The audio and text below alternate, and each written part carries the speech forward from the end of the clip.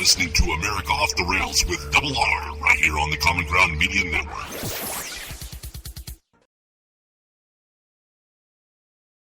You are now tuned into the Bush Leagues of Talk Radio, right here on the all-new K98 Talk. Sorry, folks, I have to start out with that one almost every single time. I really just... I don't know. The story behind that is, you know, as we know, as some of you know, we've been picked up by an online radio station. Well, we've been submitting some of the shows for review by other online radio stations who aren't currently doing anything with their morning airtime, because when all this started, we were all doing morning shows. And, well, let's just say that basically... while they liked the concept, they didn't like some of the things that we were doing, like the fact that I continuously used to talk shop on the air.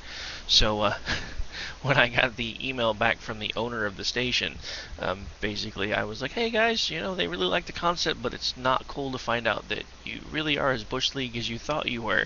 But yeah, anyway, so that's kind of where that whole Bush League of Talk Radio thing came from, because I basically talked to the guy who owns the station, and I said, you know us well enough to know that you never should have shown me that email, right? Because now I'm going to use that every chance I get, because that's the whole concept behind this station and these shows. We don't want to be rock stars of talk radio. We don't want to be Rush Limbaugh's or Sean Hannity's or even Glenn Beck's, which, I mean, honestly, Glenn Beck didn't used to be nearly as cool as he is now, as far as conservative radio goes. But I'm not trying to be any of those guys. I'm trying to bring you fresh perspectives and new ideas and not just talk about most of the same things that they talk about. Now, there's a reason why I kind of went into this, and just in case anybody was wondering, I am Double R, and you are listening to America Off the Rails. I say that I typically don't try to talk about the things that the other guys are talking about. One, because usually, especially lately, by the time I get to them, they've already talked to them 3 or 4 different times. But there's something specifically that I did want to talk about today, and I'm really not trying to pick a fight with a much larger radio station. But one of the local stations here, who has recently changed morning hosts, for those of you who don't know, I have an actual like 8 to 5 banker's hours job now, which is why this show went from mornings to evenings. But so yeah, so I'm driving in this morning, and I hear this new guy on a station that shall remain nameless, who also shall remain nameless. One, because like I said, I'm not really trying to pick a fight with anybody, and two, I honestly never heard him give his name today, so I don't know who has assumed the morning slot.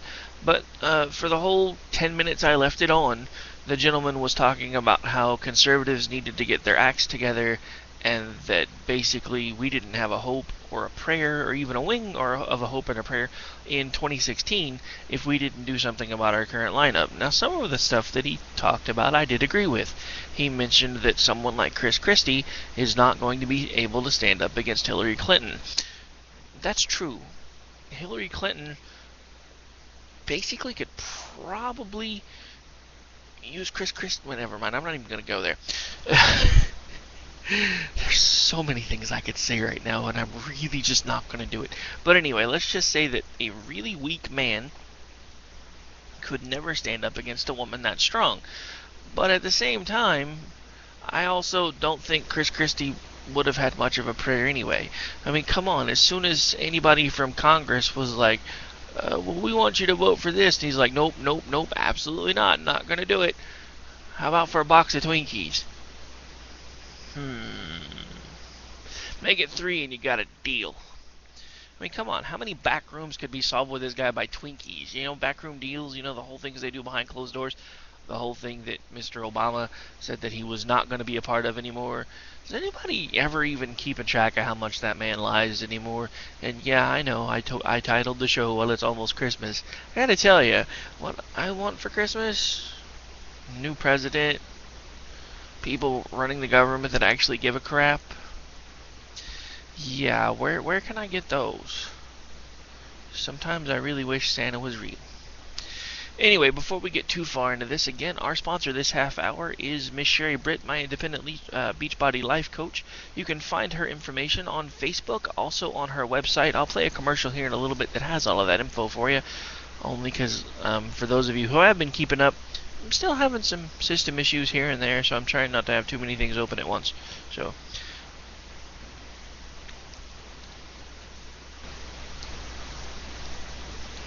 Yeah, if you guys are hearing that, my studio room, or the room that I use for my studio, isn't too far from my laundry room. So if you're just hearing a nice loud bang, that's... never mind.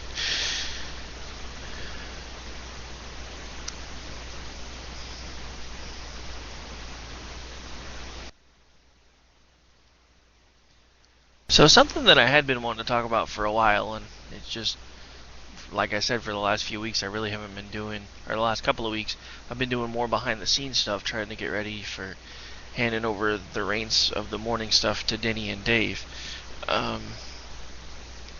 But this knockout game thing that's been going on, is anybody else as confused by this as I am?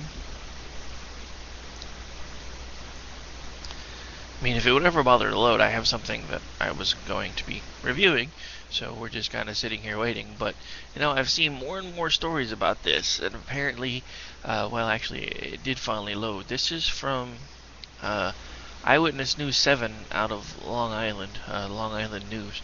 Long Island man arrested in multiple knockout assaults, and this is supposedly an exclusive.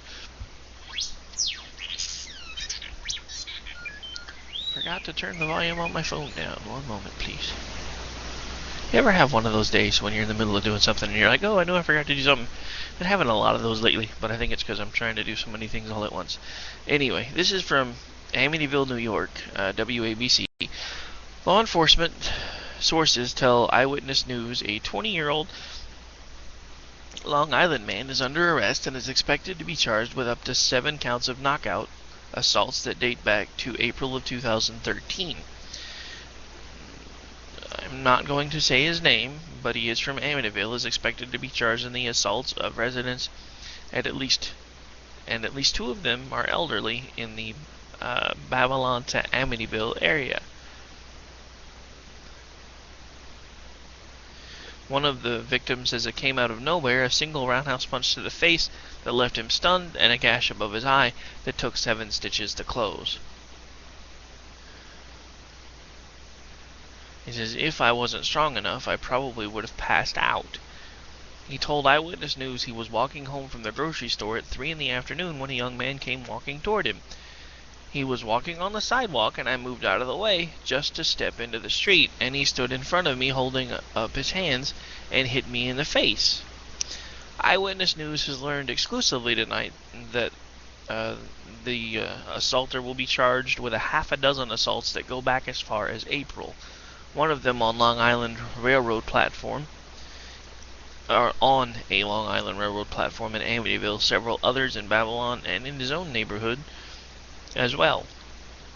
So this is one of the things that just really has always really irritated me, because one of the things that, for those of you who've been following these shows for a while, Dave and I started what started as Common Ground and then at some point became Finding Common Ground, because we named a company after the original show idea, and so some things got modified.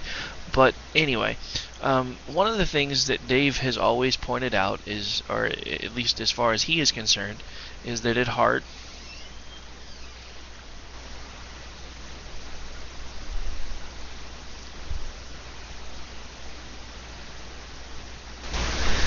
one of the things that Dave has always tried to point out is that as far as he's concerned, at heart, people are really good people. And I have to tell you, after seeing more and more stories like this one, it's one of the reasons why I'd always argued the point with Dave that I really don't believe that. I think, and really, if you look at everything that's going on, when you look at all the corporate things that are going on, everybody's complaining about how the corporate guys are always getting richer and the little guys getting stepped on, and then you've got the politicians who are only looking out for themselves, and also the corporate guys that give them money. Let's really look at it here. Let's just take a minute to look. If you really want to make the argument that at heart people are honestly good people and that they have good moral compasses and they can make their own decisions and they're good decisions, I mean, can you really just make the argument that the only reason that we see this as prevalent as it is because of the fact that we're in a 24/7 news cycle? I mean, let's look at this from a logical standpoint. We have people robbing people blind on a daily basis because they don't care. We have people walking up to perfect strangers and knocking them out on the street because they don't care. We have a president who's lied to us more times than I can count because he doesn't care. And you want to tell me that at heart people are good people? I hate to tell you folks, but I'm starting to think that is the exception, not the rule. I mean, look at all the stories. Look at all the guys like this guy just walking up randomly knocking the crap out of people just because he can. What about all the people that are scamming people out of millions of dollars because they can? What about the fact that, again, if you go back and you start paying attention to some of the stuff that was said in the debates during this last presidential election, you find out Obama had been lying to us for months and months and months and months, and they did it on purpose because basically any time Mitt Romney started trying to turn the argument back to the economy, they started floating out stupid little statements like 3-ring binders full of women and blah blah blah blah blah. But they couldn't beat him on the issues, so they beat him to death. And since Romney was too much of a pussy to fight back, he lost. And I'm sorry, but that's exactly what happened. You saw the first debate just like I did. Obama looked like he had smoked a doobie before he got off the plane. He was high off his gourd, he was off his game, I don't know what, but it was something. The second debate, he engaged more. He got a lifeline from Candy Crowley, but he engaged more.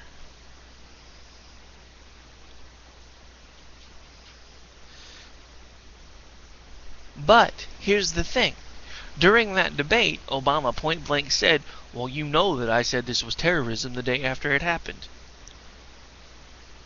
If Mr. Romney's team had any balls, they would have gone after the blood that the man left in the water, but they didn't. You want to know why they didn't? Because whoever is orchestrating all of this crap didn't want them to win. I mean, come on, folks. Are we really supposed to believe anymore that there are legitimately two parties? When more and more we find that both parties want the same thing, just one of them wants us there bullet train style, and the other one's hoping if they can get us there at about the speed of a handcar, we won't notice. We are getting screwed over on a daily basis.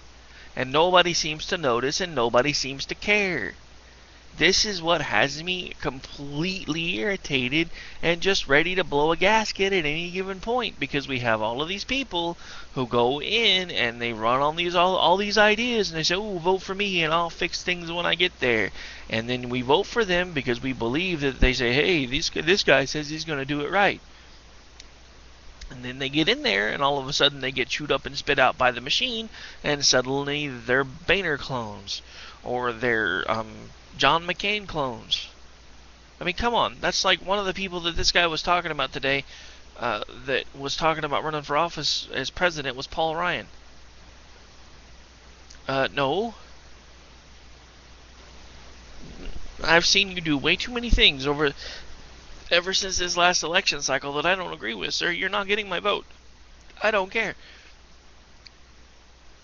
Chris Christie, you're not getting my vote, because as soon as I vote for you, somebody's going to wave a Twinkie in front of your nose and they're going to get whatever they want. So no, I'm not voting for you either. But one of the things that really annoyed me today, and before I got off on this little side tangent, was I also heard this gentleman talk about how he didn't think Rand Paul could get it done either. Out of anybody that I've seen do much of anything lately, Rand Paul's probably my number one pick. Granted, that's not going to mean anything, because I am a little bitty fish in a really big pond, but if it were up to me, that man would be president of the United States. Probably with Alan West as his running mate.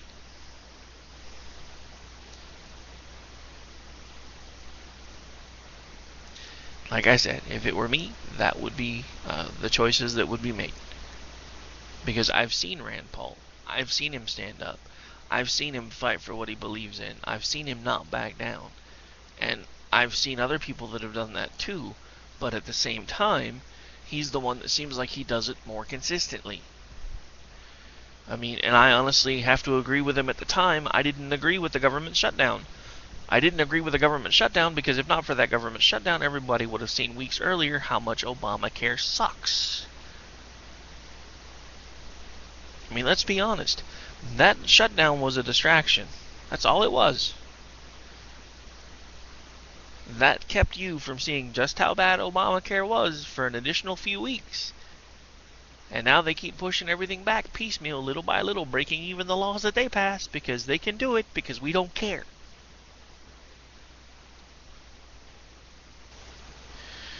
I mean, I'm kind of going back to the whole Jon Stewart thing. You know, if I had some sort of a deadline with the IRS or something, and all I did was call them up and say, like, "Oh, look, I'm sorry, I completely forgot about this," or my computer's not working, so I couldn't file that. You think I'd be getting an extension? No, I'd probably be in jail. So basically, we let the government turn healthcare into one of the biggest Ponzi schemes ever, second only to Medicare and Medicaid. And it's not working. Not only is it not working, it sucks. I mean, come on. I was going to try to find the clip. I haven't had a chance to find it yet. Last week, Nancy Pelosi, during an interview, now, granted, she wasn't talking about Obamacare, but she might as well have been. During this last go-round of budget talks where they finally agreed on something, which I'll get to that in a minute because something about that really pissed me off too. But when they finally agreed on something and were able to get it out of the House and then it went to the Senate, she was interviewed about the budget that was about to be passed. And the reporter asked her how she felt about it, and she said, well, it's not everything that we wanted, but one of the things that I've learned after being in Congress for so many years is sometimes you just have to embrace the suck. That should be the Obamacare motto. Just embrace the suck. You know, forget the hope and change. Forget the we're going to make the world a better place. Forget the we're going to give you health care. Just change it. It should just, at the bottom, just, you know, right across the website, it should say healthcare.gov, embrace the suck. I mean, I heard a statistic today while I was getting ready for the day job. Basically, the state of Hawaii is reporting that in order to keep their exchanges open, they need at least 50,000 people enrolled. They have about 600.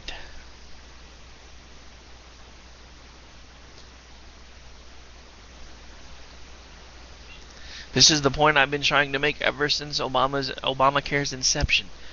This is the framework to get us to socialized medicine. It is working as designed. This thing is supposed to suck. It's supposed to kill the insurance companies. It's supposed to kill jobs. It's supposed to do everything that it's doing. Because who's going to have to swoop in and pick up the mess? They're eviscerating the private sector. Wake up. They are piecemeal eviscerating the private sector. That's like all these economists that are not economists, but environmentalists that are freaking out about the fracking and everything else. Do you realize that thanks to that fracking, our coal production's down? Do you realize that at this point we're holding ourselves to standards that we don't even hold Europe to? Because guess where most of the coal that we're not using anymore, that we are still producing, is going right now? They are completely addicted to our coal. So why are we not producing more of it to sell them more of it?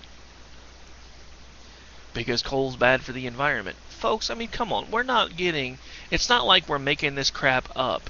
It's not like we have some sort of mad scientist lab somewhere back there cooking up this dark element called coal that's coming out of the ground. Just like the oil. It was put here for a reason. It was put here so we could use it.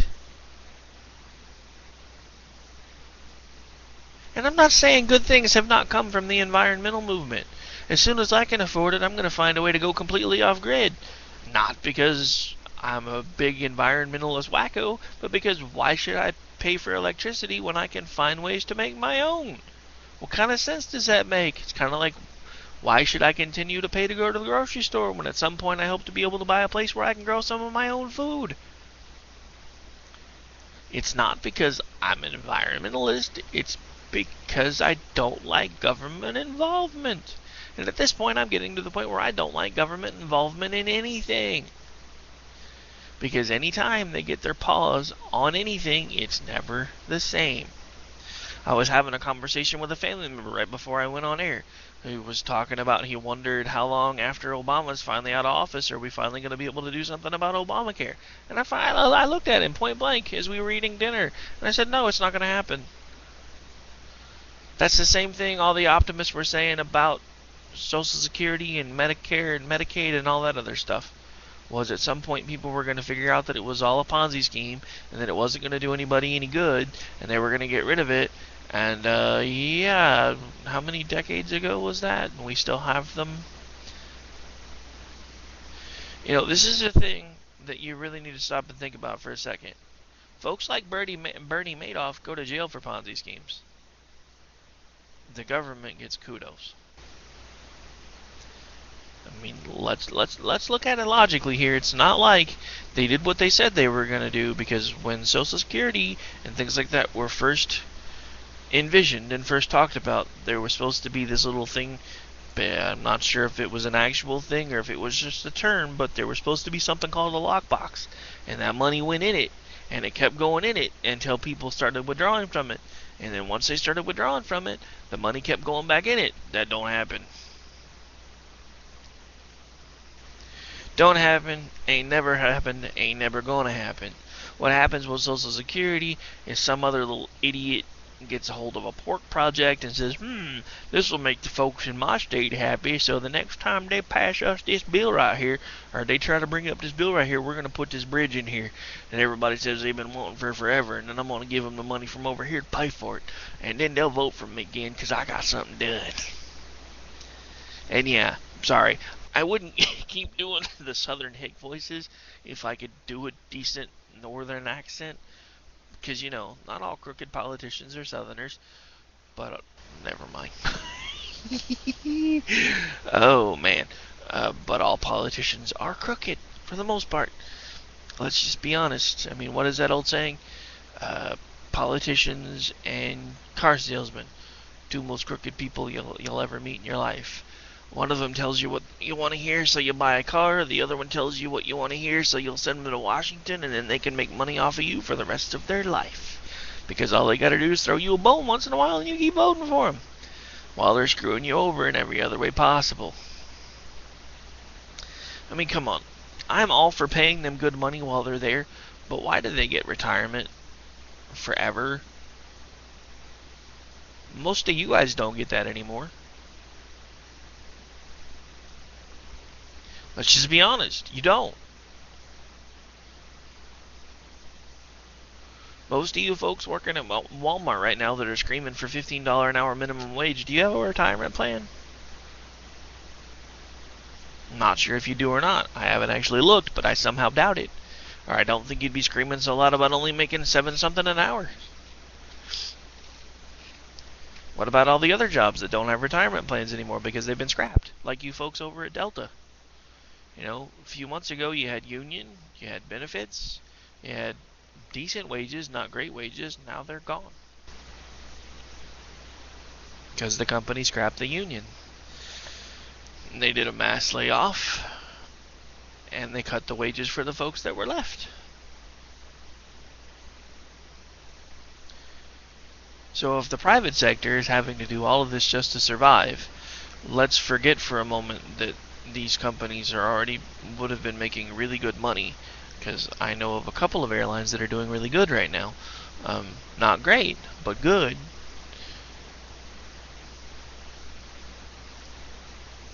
But again, let's not forget, we have an administration right now that is single-handedly eviscerating the private sector, because capitalism is a dirty word. Okay, fine, you don't like capitalism? Let's use the original wording. How about a free market system? I know I'm kind of touching on a few things I talked about last night, but I went back and listened after the show was over and realized there was a really bad echo. So I will probably pull that one down as soon as I test this one, because sadly under this platform I really don't have any way to listen live without you guys hearing the double echo, so I had to turn some of the stuff off that I've been trying to use to try to make sure that things are transmitting. So I'm hoping this one translates a lot better. This may wind up being a shorter show again, just so I can test the settings. But I'm just trying to get back into the swing of things since I haven't done it in a couple of weeks. And I really kind of miss talking to you guys. Just saying. I know we have quite a few followers and quite a few people listen on a daily basis. So, if it wasn't for you guys tuning in, honestly, I'd probably still do it just because it does help with my sanity. But it's nice to know that people listen, so thank you. So yeah, again, this show is entitled, well, it's almost Christmas. I was just kind of curious to know what you guys might want for Christmas. You can hit me up via email because we're not currently doing the call thing yet. We are setting up for it. Just still trying to work some stuff out behind the scenes before we start doing that. So you can hit me up via email if you have any questions, comments, concerns, or anything you'd like me to talk about, or if you'd just like to give maybe somebody a Christmas shout out. Maybe you've got somebody overseas right now. Well, we do have quite a few folks that listen in other countries. So if you've got something you want to say to somebody for the holidays, hit me up at r@k98talk.com. We will definitely get a shout out put together for you. You can even email me a sound file if you have something that you want to say, and I'll play it on the air. Also, if you have any type of a Christmas wish list, hit me up there. If you've got any suggestions on folks that you think could make a difference in state elections in your area, or local elections in your area, or even federal elections, hit us up. We're about to hit that time of year. Like I said, this isn't just going to be a platform where we just tell you what we think you want to hear. We're actually going to start trying to use the shows that we're doing to help make a difference. Speaking of which, sometime in January, we'll be doing a live remote for a charity event. One of the other things that I was really disappointed to hear about the other day, and it wasn't from lack of trying on my part, was that the initiative to have a bond issue put on the ballot for storm shelters for Oklahoma schools didn't make it. They were 40,000 signatures shy, I believe. Now, that's one of the reasons why I have been involved with another young lady who you hear me talk about all the time. Her name is Sherry. She is also my independent Beachbody life coach. She hooked me up with a DVD that is kicking my butt, and I use it when I can. With all the schedule changes, I haven't been very consistent with it, but I do still try to use it a couple times a week, and I'll work my way back up to Sean T kicking my butt 5 times a week. It's the T25, and I gotta say, it really is kicking my butt. I curse Sean T pretty much any time I ever have time to do the workout. I'm usually cursing at him by the time it's over, but it's a really good workout. I like about doing it over the videos is normally I can make sure that none of my kids are around, my wife isn't at home, and I can kind of move at my own speed for a few times, or for a little bit, until I actually get things going to the point where I'm used to it, and then I'll start moving it up speed-wise. And I'm having some pretty big latency issues tonight from what I'm seeing here, so I'm not sure how much longer I'm going to try to keep this one going. And actually I kind of lost my train of thought because I got to talking about the charity event. Not only is she my independent Beachbody life coach, she is also the founder and CEO of Tornado Shelters for Schools, which is local to the area. And basically she is going around and trying to find ways to raise money so that even if the legislature and everyone else continues to be complete douche nozzles about trying to make sure that our kids are safe, we can help her make a difference. I'll be putting out an article probably here pretty quick on freepressok.com about this particular event and ways that you can purchase tickets if you decide to. Now, it's not just going to be a charity event. For a certain set fee, you can get tickets to the event, t-shirts, and I think there's even some Beachbody stuff involved, because it's going to kind of be a charity event, concert / mass workout. So lots of different things going on. We'll give you more details as we get them all ironed out as we get closer to that time of year. But anybody who's interested, I'll give you all the information. You can come check it out, and you can even see some of us hanging out live beforehand. We'll probably do a live remote up until the show starts, and then we'll hang out for a while. I'm hoping to have some of our own t-shirts and stuff that we can sell there by then, so you can sport your K98 gear or even gear from your favorite hosts. Speaking of which, if you are interested in K98 gear, you can find it on our website. It is www.k98talk.com. You can go there. There is a link that talks about the K98 store. Now, those prices are not set by us. The stuff is actually manufactured elsewhere.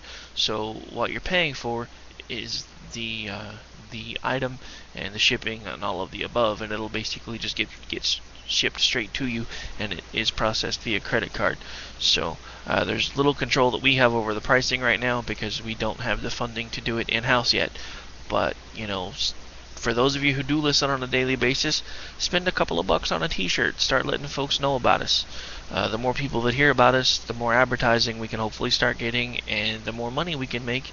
And eventually, maybe we can start doing our own productions for t-shirts and everything else and not have to charge quite so much. But actually, you know what? It's really not bad compared to most other stations. It's about the same as theirs. So, and it's pretty high quality stuff. I've seen a few of them. I actually was planning on ordering some for friends of mine just so they can wear them and be like, Merry Christmas. Haha. Don't laugh. I'm serious. Anyway, I guess we will go ahead and take a little bit of a break because I think I'm only going to do about an hour again today. So let's go ahead and take a break, and we will let you guys hear about all of Miss Sherry's info for the Beachbody stuff, and we shall be right back. You're listening to K98 FM's K98 Talk. We were made to be courageous. We were made to lead the way. We could be the generation that finally breaks the chains. Giving the Obama administration the big ones up, right from the middle finger. Common Ground Radio with Double R. Hey folks, I don't know about you, but I always feel like there just isn't enough time in the day. One of those not enough hours in the day kind of things. But, working full-time, raising a family, trying to start a company, I'm sure some of you can relate. So, what can we do about it, I guess is my question. Short of hijacking Doc Brown and having him show you the secrets to the DeLorean, what if I told you there was a way where we could get you more energy for the hours that you had in your day, instead of worrying about finding more time in your day? Anyway, I found the information through my independent Beachbody life coach, Miss Sherry Britt. You can find her information online at www.beachbody.com/SherryBritt1. Basically, I have to tell you, folks, I haven't been doing it for very long, but it's working. It's one of those total commitment kind of things. I'm using a program called Shakeology. Basically, it's a meal replacement. Think Slim Fast, but better. And also, I have one of Sean T's workout videos. We're doing T25 right now. Started that a couple of days ago. Have to admit, I'm old, I'm fat, and it's painful, but I feel better. And it's one of those things where I'm doing it at my own pace. There's also nutrition plans involved in a lot of these packages if you go for the whole thing. So it's what they like to call a challenge pack. I call it a bundle offer. Basically, it gets you the Shakeology video of your choice and a diet and exercise plan all rolled into one. Basically, it's just one of those things where, what have you got to lose? You might as well try it. We all complain that there's not enough time in the day. What if there just isn't enough energy for us in the day anymore? You remember when we were kids? A day felt like a week, because we were always doing something. Just my thoughts on it, folks. Give it a shot. Like I said, you can find the information at the link I just gave you a minute ago. What have you got to lose? If you don't believe in God we trust, then strap your bomb to yourself and ride your camel out of here. You're listening to America Off the Rails with Double R, right here on Common Ground Radio.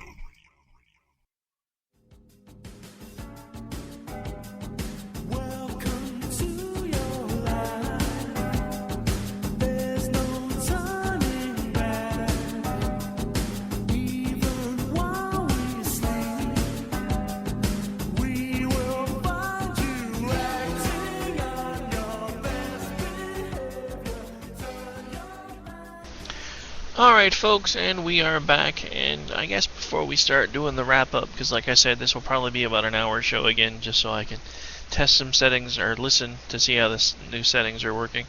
Make sure that there's not any major echo like there's been for the last few days, or last few shows, or feedback, or any of the other weird stuff that I've been discovering lately. I do have some other things that I did want to discuss first. And this is from the National Review Online. The headline, dateline December 17th, 9:28 a.m. And of course, as of right now, it is 7:48 p.m. on the 17th, so this story is only a few hours old. 45 states still haven't hit 10% of the enrollment goals for Obamacare. In Arkansas, it's up to 1,404 people, well along the way to the state's goal of 51,000 paid enrollees by the end of March. In Delaware, it's up to 793. The state's goal is 35,000. In New Hampshire, they hit 1,569, getting oh so close to that goal of 19,000. In West Virginia, it's up to 775. They'll hit that goal of 24,000 in no time. In Hawaii, I guess when I gave you that number earlier, I was shooting high, because in Hawaii, it's all the way up to 444. That goal of 9,000, oh yeah, that's really close. In Colorado, they're up to 9,998.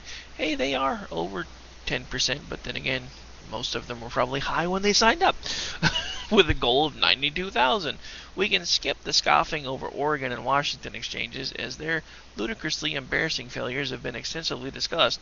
Oregon's at 44 with a state goal of 237,000, and Washington is at 17,780 with a state goal of 340,000. Illinois, home state of the namesake for this lousy plan, surely they're ahead of the curve in getting folks enrolled and paid, right? They're at 7,043 out of a goal of 143,000. Ooh, they're getting really close. Even Kentucky, often cited as one of Obamacare's shining success stories, is at 20,951, about 10% of the way to their goal of 220,000 enrolled. All of those M states with their own state exchanges, ambitious Democratic governors, and deep blue state legislatures, surely they must be enrolling at a better pace, right? Yeah, not really. Maryland's at 3,758, with the goal of 150,000 far from sight. Massachusetts, not sure why they're signing up, they already had mass care, is at 1,700, even further from their goal of 250,000 paid enrollees. Minnesota has hit 4,478 out of a goal of 67,000, still trying desperately to hit that 10%. Note, all of the above states have Democratic governors. The Obamacare fans' usual dodge or whine that the rollout is impeded by uncooperative Republican governors does not apply in any of those states listed. The difficulties in these states indicate that the problems with the program do not stem from insufficient enthusiasm from GOP lawmakers. The one state making serious progress is Connecticut. They're up to 11,631 out of a goal of 33,000. Rhode Island has hit 2,669.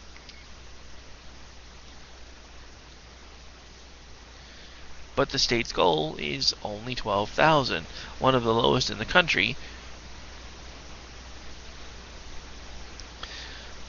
One health official...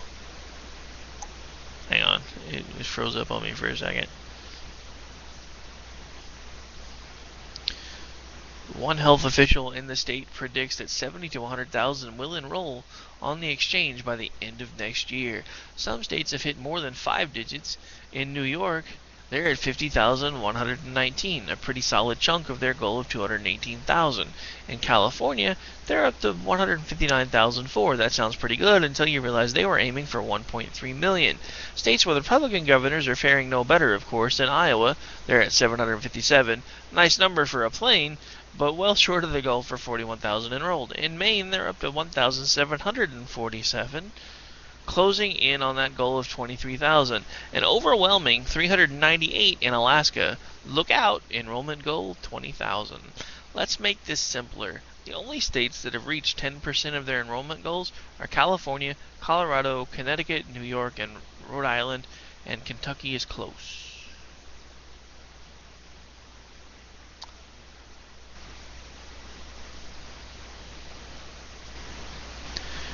So I guess the question that I have, after one of the other stories that I heard today that I can't seem to find, I think it was, I knew I should have got a screen grab of it as soon as I saw it. But one of the stories that I heard I think it was last night actually, because I normally fall asleep listening to the news. Learning by osmosis, what can I say? But anyway, there was a story about how the navigators are basically encouraging people to commit fraud. I'm not going to mention where my new day job is, but let's just say it's in a place where I'm learning a few things that I didn't honestly know, even from a law enforcement perspective, because it's not something that I'd ever really had to deal with before. Those people are giving people legal advice when they tell them how to fill out forms. Every state in the union has laws against people that are not actual representatives of the law giving out legal advice. Just in case anybody's wondering how to get those people fired, there's your in. Because, yeah, if you're listening to those folks, at some point, somebody's going to figure out what you're doing. And they're not going to be the ones that get raked over the coals for it. You are. It's not going to matter what they told you because you took the advice. Yeah, at some point, you could probably sue them. You may even be able to get them arrested. But whatever the government decides to do to you when they finally figure out that you've been scamming them for the last 50 years, yeah, that's not going to be good either. So, for all you folks that are out there using those nice little navigators who apparently are only doing like a 20-hour training course, most of them complaining that they don't even get the full 20 hours, even though Mr. Carney, the mouthpiece of the President of the United States, is telling everybody how they have these continuing education courses and blah, blah, blah, yada, yada, yada. Yeah, if you're not smart enough to tell people that they can't tell people how to fill out the forms, then you deserve to go to jail too, because they cannot give out that kind of advice. They can't say, hey, you shouldn't report all of your income, or hey, maybe you should do this, because then they're giving out unauthorized legal advice, which is against the law in every state in this country. This just proves how much nobody's paying attention anymore. Because this administration and people that were hired by this administration are willingly and knowingly breaking the law, and nobody's doing anything about it. They're not being fired, they're not being reprimanded, they're not being arrested, they're not being sued, nothing is happening.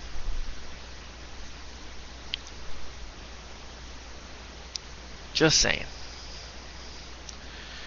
So, again, along the Obamacare theme, there was one other thing I definitely wanted to touch on before I start winding things down. Apparently, there was supposed to be a nice lunchtime speech given today by the president from a lot of folks that were expecting to hear about the whole NSA thing. And, yeah, that didn't happen. Apparently he got a room full of techies together, and he was supposed to be talking about the NSA and blah blah blah. And hang on, let me just pull it up so I can quit trying to pull things out of my butt. This is from Mail 1.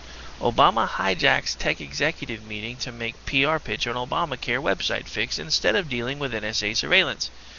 We didn't really care for a PR pitch about Obamacare, said one executive. The White House telegraphed in advance that the president wanted to talk up his efforts to fix healthcare.gov, but no one in the room was interested. Tech executives gathered in the Roosevelt Room to discuss the NSA's overreach in seizing their digital records. A federal judge ruled Monday that the practice violates the U.S. Constitution's guarantee against unreasonable searches. Well, no shit, Sherlock. Sorry. Just saying, that one was a little too obvious. It got by my filter, cause yeah, you're just now figuring out that they violated unreasonable searches and seizures. We haven't had Fourth Amendment protection in this country for how long?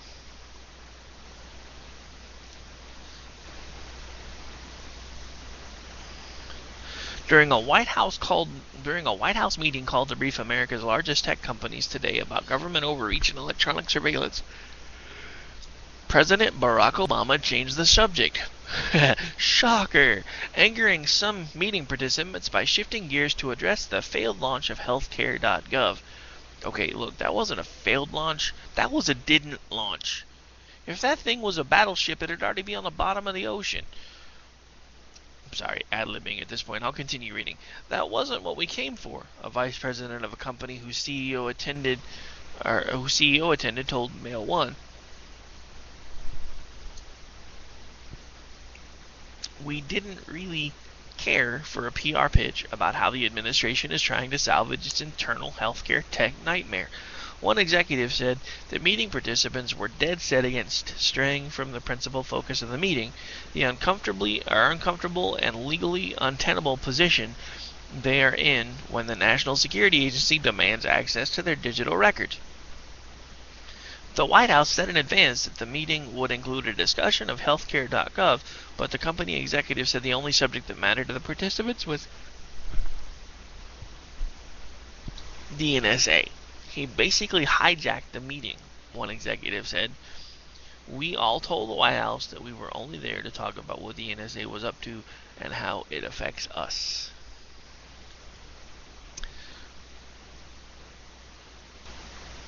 So yeah, sorry.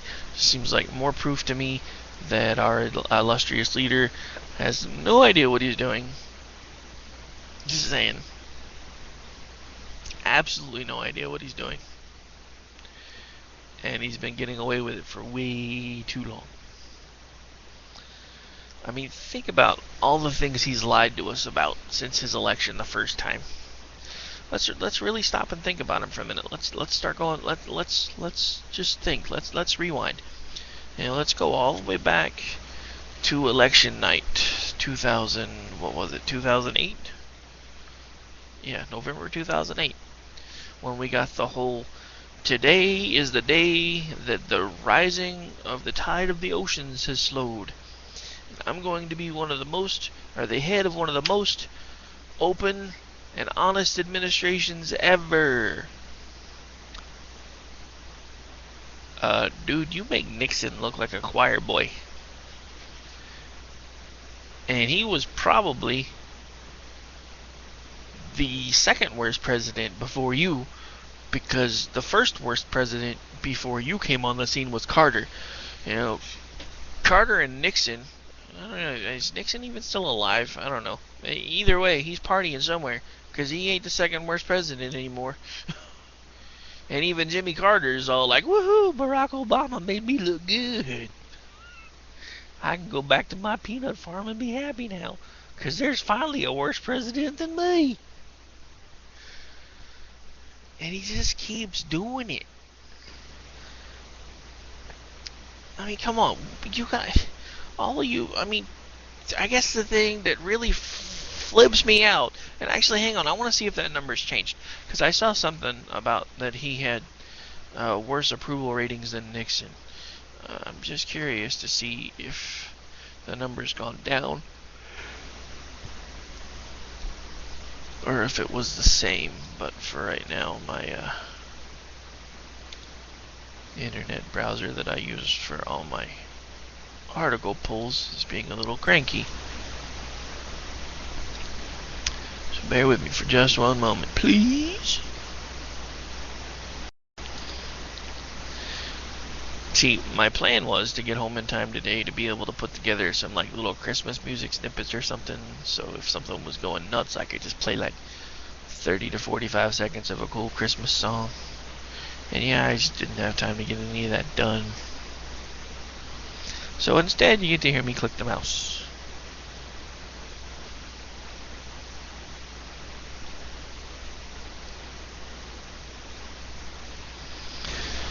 Obama worst approval rating since Nixon. That's the one I'm looking for. I knew I had it here somewhere. One moment, please.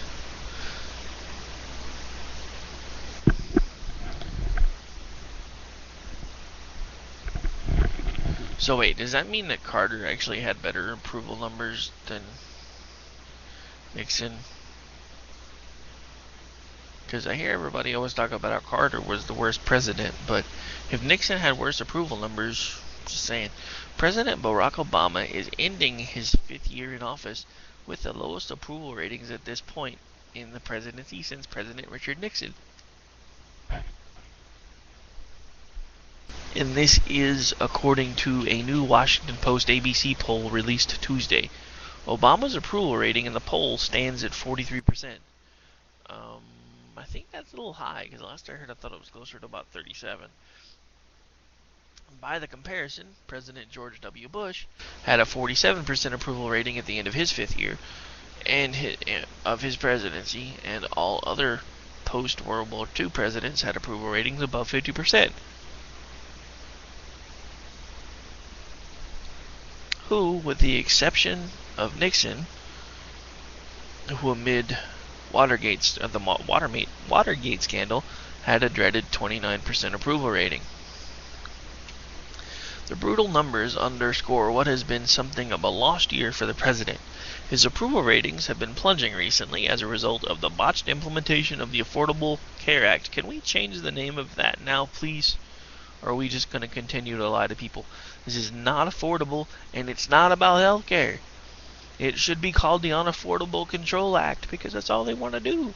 In Washington Post ABC poll, only 34% approve of how Obama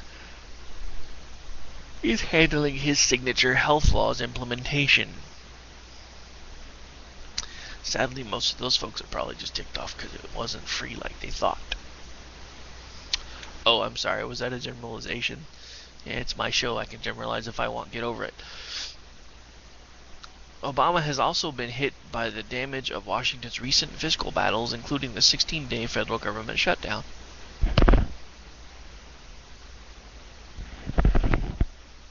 His administration, really, I'm sorry, I keep reading phrases like his administration, and I was like, we're really going to continue to call this that? Laughing stock, maybe joke of the world, possibly an administration. I'm not sure I would call them that. The controversy over some of the national security agencies' surveillance practices, the debate over the military intervention in Syria, the controversy over the IRS targeting of certain organizations for more scrutiny.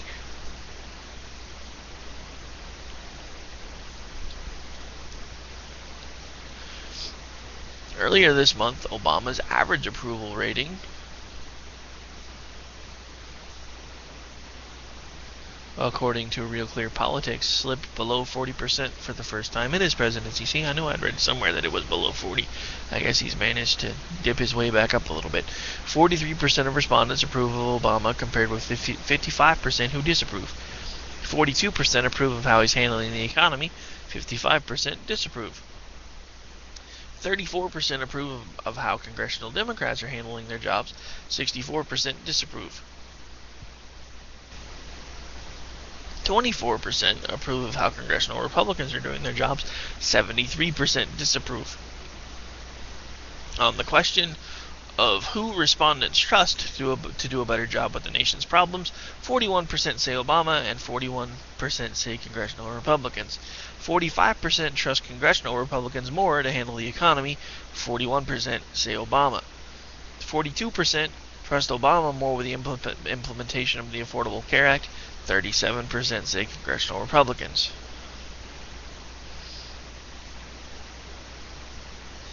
So some pretty interesting numbers there.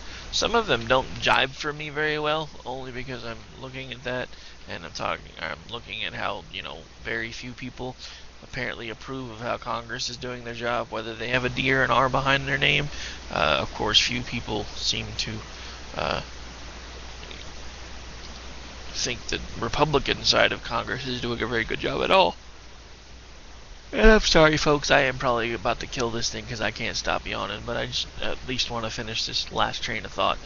And I promise, after a few more days when I get used to being a morning person again, you probably won't hear me yawn so much on the air, at least I hope not. But anyway,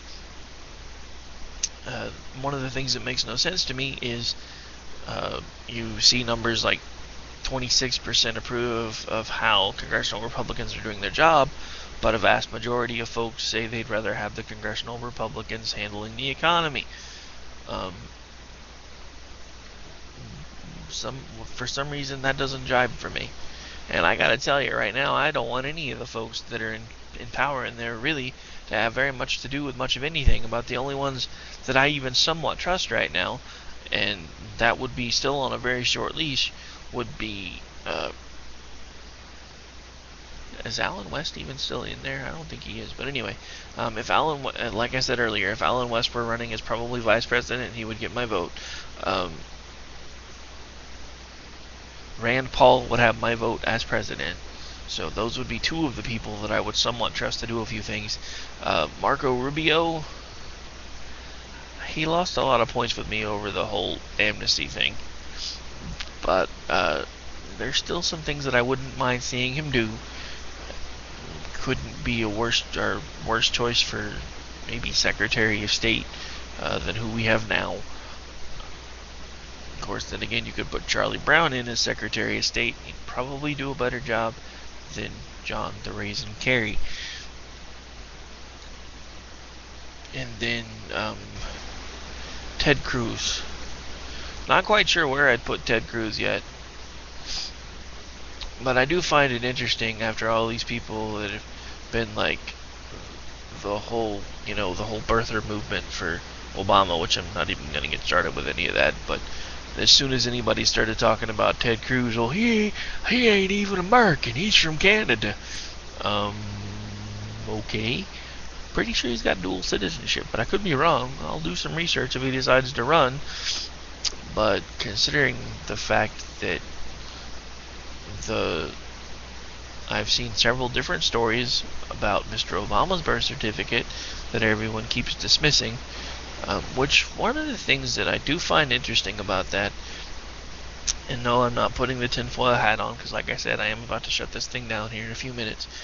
I find it interesting that a birth certificate that was produced in the 60s, I think, would have had the term African American. I've seen the copies, I've seen the stuff everybody's putting up all over Facebook. I would really like to get a hold of the one that they say is the original to see if it really does say African American. Because I gotta tell you folks, I was born in 73. My birth certificate didn't have that choice. Granted, I was born in Oklahoma, but in the 60s, I don't think Hawaii was that far ahead of us. Just saying. It didn't say Caucasian, it said white. And it didn't say African American, it said black. That's just how it was. Because political correctness didn't exist yet. If you were white, you were white. If you were black, you were black. And if you were Native American, you was Indian. Because political correctness didn't exist yet. So, until I can actually see the long-form document, and the actual long-form document, I'm going to reserve judgment. But I have to say, if any of you out there who are saying that you've seen this thing, and you know for sure that it's legit, why has nothing been done? Alright folks, I'm going to go ahead and start wrapping things up. This is America Off the Rails. I am your host, Double R, and I promise, after a few more days of me getting used to doing this whole day shift thing, I will start trying to get back to the hour and a half, 2 hour point for the show. But for now, I'm just trying to get back in the saddle a little bit. And like I said, I wanted to cut it at about an hour tonight anyway, just so I can go back and listen to some things here in a little bit and see how the quality was compared to how it's been for the last few shows. Still working on ways to get that a little bit better. Again, if you like what we're doing here and you want to see us continue to improve, support our sponsors, buy the t-shirts. Eventually, here in the next couple of weeks, I will probably set up some shops for the individual shows. So even if you, say, don't necessarily want to buy one for K98, you can buy one for the hosts. Now, the hosts, we all are under contract for the station, but they all do actually work for me for the most part. Some of them are independent, some of them work for me directly. But if you buy their stuff, then I'll make sure they get some of the money too. The station stuff, for the most part, will go back directly into the station so that we can continue to improve and make that grow. Because, yeah, I got approval somewhat to set up that particular store, and the owner came back and said, I've copyrighted that, right? So if it's tied to your stuff, I better see a good portion of that money. But anyway, I didn't make that particular logo, so I don't really care one way or the other. I just was trying to find a way for, if you guys like what we're doing, it's a really easy way to kind of put the word out. You can get the K98 logo on a coffee mug, mouse pad, a t-shirt, sweatshirt, hoodie, whatever you want to put it on. Just go in there, click it, put in your credit card info, and it'll be to you shortly. Anyway, again, I am Double R, and this is America Off the Rails. That's going to do us for tonight for the show. I will be back tomorrow night. We will have kind of an abbreviated schedule for next week, thanks to Christmas. I'm planning on probably doing a daytime show Tuesday, because I don't work any of my jobs but this one Tuesday. So, may do a morning show Wednesday. I'm not sure if anybody's going to be doing anything. Probably set up some rebroadcasts. Thursday, I plan on having things kind of back to normal, but I'll leave that up to the other hosts as well. But anyway, for tomorrow night, I will be back probably sometime around 7:15, 7:30. Gonna try to hang out. If the quality's okay on this one, I'll try to push it out till about the hour and a half mark. I'm not trying to use the full 2 hours, because at some point I'm going to start putting some commercials in here. Don't plan on them being an entire half hour, but that way I can actually, once we get the commercials, go back and edit them into some of these shows without having to cut anything out. So at some point eventually we will get closer to the 2 hour mark, but that will of course include some advertising as well. And who knows, at some point we start making some money. We do have the capability to push things out to 3 hours, but to be able to invest that kind of time, I gotta be making some scratch. Anyway, just telling you how it is, folks. And again, it has been my pleasure hanging out with you guys this evening. I am Double R, and this is America Off the Rails. We are out, and we will be back tomorrow. I'm going to take you out the usual way with a little bit of Kid Rock, just because I really like this song.